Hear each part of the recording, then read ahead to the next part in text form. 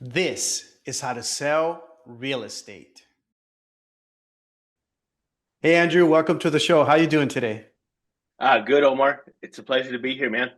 Thanks for I having me. appreciate, of course, of course. I know we've been kind of going back and forth, and I'm glad I can finally get you on here and just kind of conversate a little more. You know a lot of things about a lot of different aspects of the business, and I'm excited to share your story and have other people listen to all the knowledge that you have. So, for the people that aren't familiar with Andrew Avalos, please introduce yourself. Well, my name is Andrew Avalos. I've been in the real estate business for almost 2 decades now. So it's a long history here. I'll be brief, but I've had an opportunity to be with the traditional franchise brokerages. I've spent some time with a couple of the major brands. I've had an opportunity to run my own real estate brokerage, and then spend about 6.5 years building in a cloud-based brokerage model. And as you know that opportunity presents itself, and the more experience that you get, the more you know, allows for you to take advantage of those opportunities when they present. So, back in 2024, an opportunity was presented to me, and I decided to take my business and my organization to LPT Realty, which has become the fastest growing cloud based brokerage in history. Okay, okay. And where is your area? What area do you currently serve? So, from a real estate perspective, I live in Northern California, specifically Sacramento. From a cloud-based brokerage perspective, we have, a cloud-based brokerage is allows you to be able to build a real estate organization, to really build a brokerage within a brokerage, and you do it on a global scale. We are open in all 50 states and five provinces of Canada. So if you're talking about my real estate practice. My real estate practice is basically the Northern California, Sacramento, Greater Sacramento, and area beyond that. But as far as an influence in real estate and building a real estate organization, that's in all 50 states and The, Canada. there's no limits. Growth without limits is what I see in the It's background. growth without limits. Yeah. So Okay. But it sounds to me like you kind of cut your teeth in the Sacramento area, or correct me if I'm wrong. Is that where you mostly prior to your current, role and position with your company? Is that where you got all your skills and knowledge from? This episode is presented by Homes.com. Homes.com is built to put agents first, giving you more visibility, more control, and more opportunities to connect with serious clients. Use the link in the show notes to schedule a quick demo and receive a $50 gift card. Now back to the episode. yeah, growing up in Sacramento and then establishing my business as, a traditional real estate business, representing buyers and sellers. I've never really had a traditional real estate business. Okay. My thinking has always been outside of the box. So I literally, I got into, focusing on simply just real estate from being in the mortgage industry. And in 2008, I stepped into this, focus of real estate. And it was probably what some would say would be the absolute worst time. And I kind of relate that today to what agents are experiencing, right? What the last 12 to 24 months have been. And kind of looking at that today, I tell people, listen, I started in 2008. And in 2008, agents, Great if time to you did, start, by the way. yeah, the thing about it is, Omar, if you didn't have a REO account, you didn't have a listing, Yeah. right? Everything was for What's an sale. REO, real quick? What's an REO? Because sometimes we Real get newer agents. real estate owned, meaning if you weren't representing the banks as an agent representing homes that they have taken back via foreclosure, then you didn't have an opportunity to list, right? The banks themselves, when people would talk about the short sale market, the short sale game, people didn't even know what that was. I remember at that time I heard this concept of a short sale, and I went and talked to my broker, and he's like his answer was, I don't know, but just leave it alone. It just doesn't sound like it's anything that's going to be profitable. And literally that's kind of the message. And then the banks didn't have any kind of short sale systems either. If we take you back to 2008 and kind of getting into this business, it was like, how do I survive? Right? There were agents that were losing everything. There were people that were losing all of, like, if they had been early 2000s, they had built up wealth, they had lost it all. A lot of them had lost their own properties, had lost any investment properties. It was really, a tough time for Yeah. our industry, right? So Yes. being able to look at that market and find a way not only to survive but to thrive is what agents like. When I look at today's market, it's the same thing.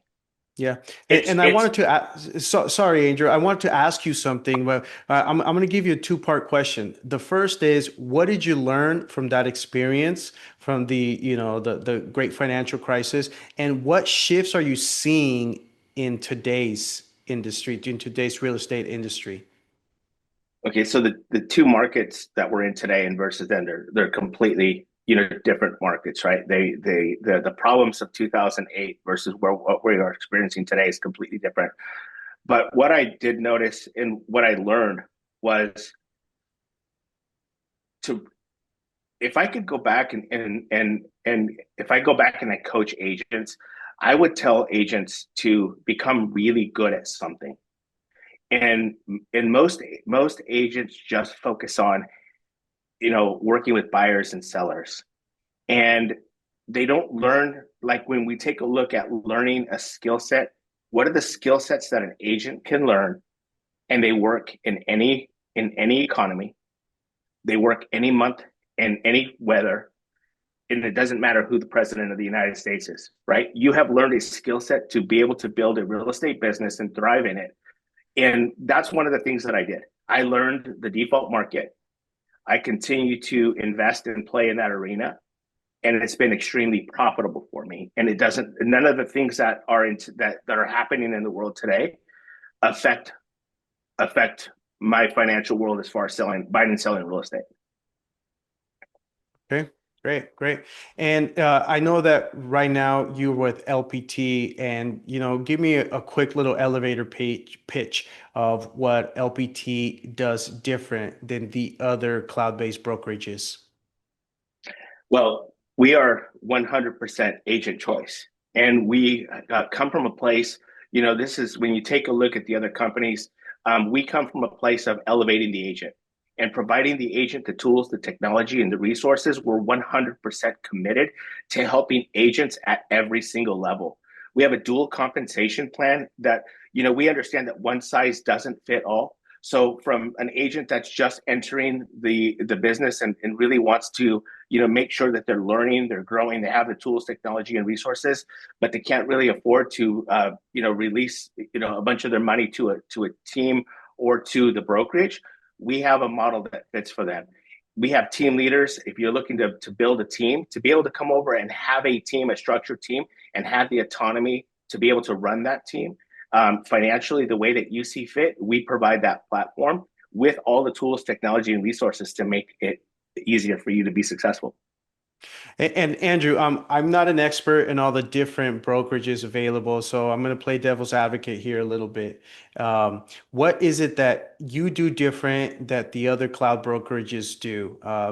EXP and Real. Just give me a quick little rundown for maybe older agents, seasoned agents who aren't familiar with all these new models, and also so the new agents get a little out, lay of the land of what's out there. That's a great question, Omar. It's also a loaded question. So one of the first things, like I said, is the agent choice, right? Is understanding that, first and foremost, we are a production company. We put all of our efforts and attention in helping the agents achieve their definition of success. Really caring about what an agent, what it means to be successful to the agent, and then helping them and having the tools, the technology, and the resources to achieve their specific definition of success. The other is our dual compensation plan. We had an opportunity to view what the other cloud-based brokerages did, what they did well, what they didn't do so well. And we came out with a very simple dual compensation plan. that allows the agents the autonomy to grow within the plan. There's a, obviously there's a revenue share component, but really the name LPT Realty stands for Listing Power Tools. So it's the production is in our name, and it's what we really, really stand by, elevating the agent and putting real estate first.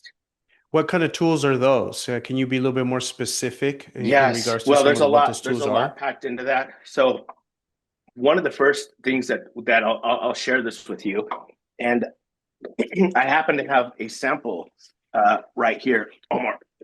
And I don't know if you can kind of see here. This is a box that started this. The LPT Realty was a company called Listing Power Tools. It was a subscription based company. This is a tool that every agent gets free. It's absolutely free on every one of their listings. So what's in this box? I'll share with you a little bit. This box comes with it's a custom sign writer. Oh, it's It's disappearing because of your blue yeah. screen. So it's got text response, right? It's got a lot of uh, text. It's a lot of printed collateral. It's 188 pieces of print marketing collateral that the Okay. agents get for free, so that Per they can listing. market per listing, so that they can market the property. So it really puts the agents at an advantage when they can show up to a listing appointment and have a tool like this to be able to show a seller the type of marketing that they're going to be able to do, the type of custom marketing that the company provides to get their home sold for top dollar and quicker. Right. And That's are just those one. things that's just one, right? And are That's those just things one. that are kind of like automated? Like let's say I already have a listing, right? I Mm-hmm. have a listing. Do you also have some follow-up material? Because this sounds like what you're talking about might help me get the listing. But let's say I already have the listing. What things do you have available for agents once they actually already get the listing? So there's I don't know that we have enough time to really get into Give me the the fast entire version. That the way we have entire you back another platform, man. time. So the tools, the technology, and the resources that the agents get, it's packed, man. From our CRMs, from the billboard marketing advertising that they get. There's so many things. I mean, we have different things that the agents can get into where we have. You have a listing, you can get your pictures, your sign, all of these things that are going to be ultimately done for you to make your life easier. From your each agent gets their own back end portal. We treat them like an owner. They get their own back end office per se, and from that back end office, they can pretty much send out all kinds of marketing material. There's so many pieces of marketing material that they can send out that would help them and elevate that particular listing. There's some online presence that they can have. They can choose digital marketing campaigns. There's a ton of different things that they can use to really elevate themselves and that property. And what are the common pain points that you're hearing from agents in today's market that you guys are addressing? I think the pain points that we hear from agents specifically is not having the support, not having what they feel is support and enough educational courses to help them through a process. Um, I think that's for the average agent, I think that's the big deal, is to be able to feel supported and to be able to have resources to help them in their business, and even the guidance. Okay. And then Okay. obviously then we have different questions or different concerns from different levels, that I see, because I'm talking to really a lot of independent brokers and team leaders throughout the day. Right, right. And so would you say right now most of your daily or day-to-day operations are focused on recruiting or agent production? So I have both. So I have a very well balanced day of helping agents in production, speaking to agents, leading classes on production, And then, then I spend a good part of my day, and I don't really call it recruiting. I really call it attracting and helping, agents have more, helping team leaders, people that really want to establish their real estate career and have a little bit more for it than a commission check. Okay. And where do you see tech like making the big difference in agent productivity over the next few years? Well, I think we know that AI is here to stay, and it's going to continue to grow and become bigger. And being that that's pretty much the focus, I think right now that's kind of taking over. I think it's really important that we have an understanding of AI technology and how it actually works. And I think that AI can be a very powerful tool if agents use it in the right way. I see agents using AI to create videos that when you look at them, you know that they're not real.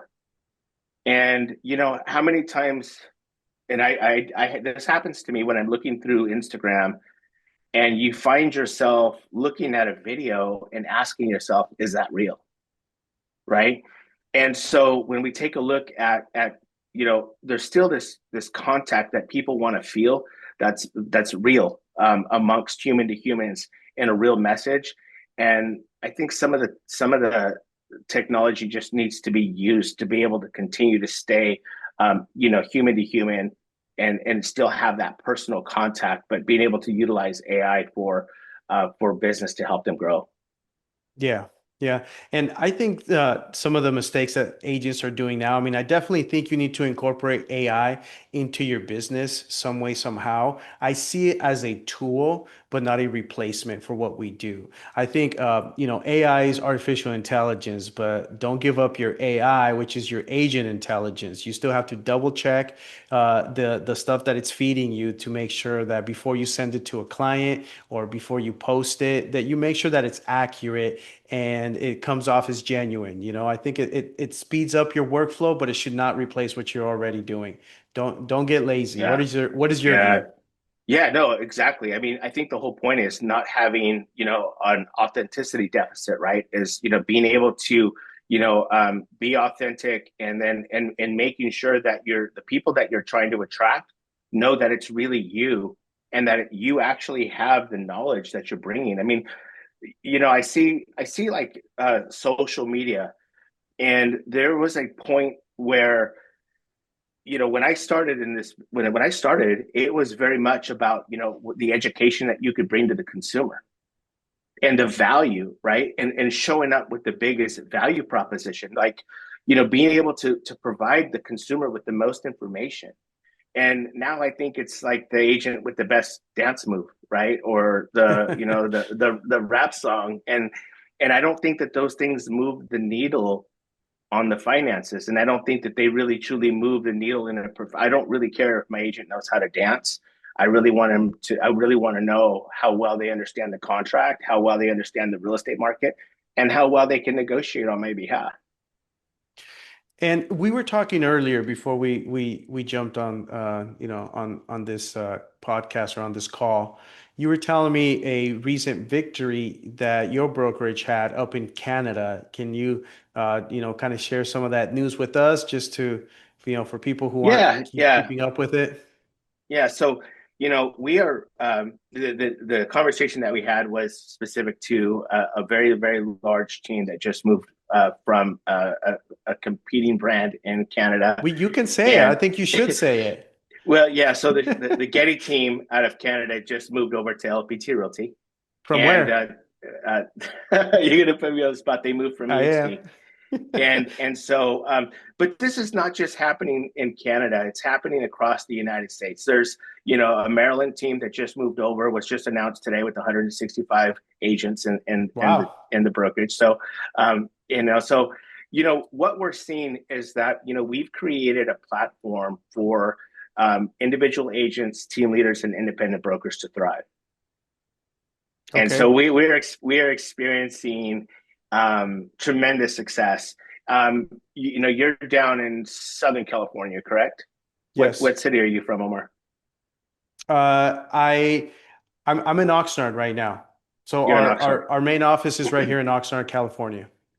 So not sure, we have a partner brokerage that came on in early 2025, pretty well-known brokerage down in Southern California, specifically San Diego, which would have been a big block realty. They had a large organization here in Northern California as well, but they had about I want to say about 1,100 agents.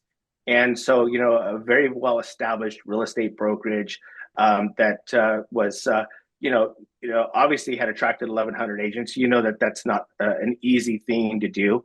But when they saw the value of what we brought, they decided that it would be, in everyone's benefit to join. And they were one of the very first large organizations to join here in California. Yes, it sounds like that was a really big victory for you guys. I know that, and correct me if I'm wrong, I think most of your operations started on the East Coast, right? Before you guys kind of started coming to the West Coast and kind of growing your base here. Yeah, so our founder is Robert Palmer, and he's started this in Orlando, Lake Mary, Florida area. And so yeah, this all started just 4 years ago, and in Florida as the first state to open up for LPT Realty. And what kind of growth have you seen in the last 4 years, for your brokerage? And to follow it up, I'm going to get you another compound question. Why did you make the switch from where you were before? So the growth has been, so the growth has, so we have become the fastest growing cloud-based brokerage in history. And I'll give you some very specific stats. It took EXP 9 years to reach 10,000 agents. And in order to reach the 10,000 agents, they had 47 states in Canada open. So 9 years, 10,000 agents with 47 states in Canada. Real Brokerage did it with 46 states in Canada, and they did it in 8 years. So respectfully, Real Brokerage did it in 8 years, 46 states in Canada. EXP did it in 47 states in Canada. They did it in 9 years. LPT reached the 10,000 agent count in just 2 years with only 19 states. We did not have the Western region of the United States even open. California, being the single largest state in agent count, wasn't even open until another year and a half later. Wow. Wow. And So, why did you make the switch? so you and I have had some conversation surrounding this, and I really, once I saw the model, and you and I have talked about how I look at a real estate brokerage, right? And it's always how I've looked at my business. I've built homes from the ground up. I didn't do it for someone. I didn't do this for somebody else or with investors. I have flipped literally hundreds of homes. I've specialized in some very key points in real estate. And so I've always looked at real estate not from just like the eye of what's my split or what does that look like. I've really looked at it as to, if I'm going to spend some time in my career, where am I going to make the most impact, and where am I going to build and have the opportunity to build the best career possible. And I had the opportunity to be with a previous cloud-based brokerage for 6.5, almost 7 years. And because I was so involved with the building of the brokerage and the attraction component of that, I really got to understand where the brokerage's limitations were, understand why they were what they were, and then what they were good at and really what they weren't, and where we had some of the biggest problems. And when I saw this model, I knew immediately that this model was the answer to like literally all of those problems, and that this model was going to make a big impact. So my reason for moving was to be able to create a larger impact, to be able to serve more agents, to be able to help more agents, and to be able to provide a platform for those agents to be able to grow and scale bigger and better than they've ever been able to before. And I want to, I definitely want to have you back because, we've talked and we can go back and forth for a long time, and I don't just want to. I want to make sure that agents are getting some value, and I don't want to turn it into an infomercial, Yeah. because I know you believe strongly in your business model, as it should be. I have other friends in the business who, same thing. They believe strongly in their cloud-based model, and I actually have a guy who he can start talking to me about it, and I could walk away, come back 5 minutes later, he's still talking and never missed a beat, and I could just chime in there every now and then, and make it seem like I was present the whole time. But culture looks different when a company doesn't share the same physical office. How does your brokerage intentionally build connection, collaboration, and accountability among agents? Well, I'm going to start off with this because this is probably one of the things that I've been super impressed by. We have a CEO that has never missed a motivational Monday call. In 4 years, this man has got on a call and addressed the company himself every single Monday at 9 a.m. There are multiple meetings throughout the week, every week, where the agents can jump in and they're live, right? Just like you and I are having a conversation. Now, I think there's a huge misconception about a cloud-based brokerage and that there's not a lot of camaraderie or there's not a lot of interaction. And that is not true. I interact with more agents on a day-to-day basis than I ever did before working with a franchise brokerage. We are in constant communication, sharing our wins, um, sharing ideas. And so I think that we as a company do a really, really good job with creating a platform where there's unity. And then, as we build our relationships with other agents, it's all about leadership and making sure that we stay in community with each other. I think it was important for me when I first met you, and not for any expectations, but just the idea that we could stay in community and bring value to each other was super important. And I think that same commitment is, I think, what we all share. And I think when we plug in and we want that human element to our business, it's there for those that want it. Yeah, and the I mentioned earlier my other friend who's also in the business and who has a cloud-based brokerage. I mean, we're close, and I admire him. He's a great person, but the difference that I see between you and him is that he's constantly trying to recruit me, and I actually enjoy that. But you kind of have boundaries, like you speak to it, but you also know that you're not going to, beat me to death over, hey, come and join this model. And so that's what I admire and I respect about you. That I think, especially if you're trying to bring agents on board, I think it's better if they come to you. Obviously, you want to present the information to them, and I'll empower them to make that decision, but there comes a certain level where you also don't want to pressure them into joining your business. That hopefully that you have enough value in what you're presenting that they see it and they want to join. Man, thank you for that. That means a lot to me that you see it that way because that's 100% genuinely where I come from. This is a relationship. This business in general, just real estate, right? You never know like who you're going to cross paths with, who you're going to do your next transaction with, what friends group you have in common. And it's really, one of the things that I truly believe and the company stands behind is we're not, or this is not a company that you come to and you're going to get beat down with recruiting. We're production based. And we are focused on production, and through production, if we attract and we continue to grow, wonderful, right? But we really want to help and serve our agents at a high level. And for me, if I can come from a place of service and I can collaborate with professionals like you that have a heart of service, and we can go out and create an impact and make agents better and create better lives for people. whatever, who cares what brokerage they're with, right? We're making a bigger impact than them coming to my brokerage or somebody else's brokerage. I think we're helping people, and I think helping people is what's important.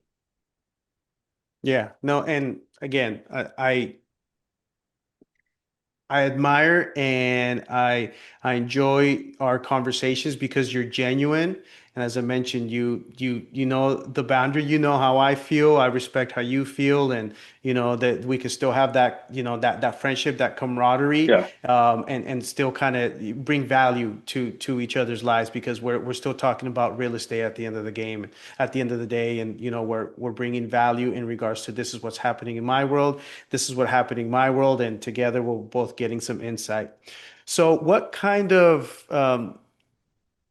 I'm sorry, what kind of advice can you leave our listeners with in regards to when it comes to Andrew Avalos? What's some value-driven advice that you can leave our listeners with? Well, I think, if we're catering and talking to the real estate community, what I would want to give them is encouragement, right? And if you've been in this business and the last couple of years have been tough, and you've just kind of stepped into this, right now, I really want to encourage people that if you really roll up your sleeves, if you get a little gritty, if you get committed, if you get focused and you stay focused, you stay committed and are willing to do the work. And this business right now, this storm will pass and you will be better for it and not give up. I think our industry, oftentimes people get in because they believe that they can get a license, the phone rings, and they become rich. And they don't understand the grind. They don't understand the commitment. They don't understand the effort that it actually takes to build a real estate career in a real estate business. And for those that are committed and that got into this with passion, with their heart, and maybe it's been rough, stay the course. Double down on the things that are working. Get really, really focused, hone in on your skills, and stay after it. This storm will pass and you will prosper. So I think that's pretty much the message that, that I would say for agents, for newer agents, and for the seasoned agents. What I'm seeing is, yeah, maybe deals, if they're doing 100 deals this year, or the couple of years before, they're only doing, 60 or 70, they're still doing okay, right? And and Yeah. and and those agents know what to do to capitalize on when the market does turn. And I see it turning here. I see the light at the end of the tunnel. That's good. You have to be optimistic and you have to roll up your sleeve in any market. Thank you so much, Andrew, for joining us right here at the show, How to Sell Real Estate. I look forward to having you back. I think there's still a lot of stuff that we didn't uncover and we barely scratched the surface. So I appreciate you making the time to join us today. Thank you so much. Thanks for having me, Omar. Talk to you soon, man. Take Of care. course. Talk to you later. If you're committed to real estate mastery, make sure you're subscribed to How to Sell Real Estate. This episode is presented by Homes.com. Homes.com is built to put agents first, giving you more visibility, more control, and more opportunities to connect with serious clients. Use the link in the show notes to schedule a quick demo and receive a $50 gift card. I'm your host, Omar Velasquez, and until next time, stay sharp.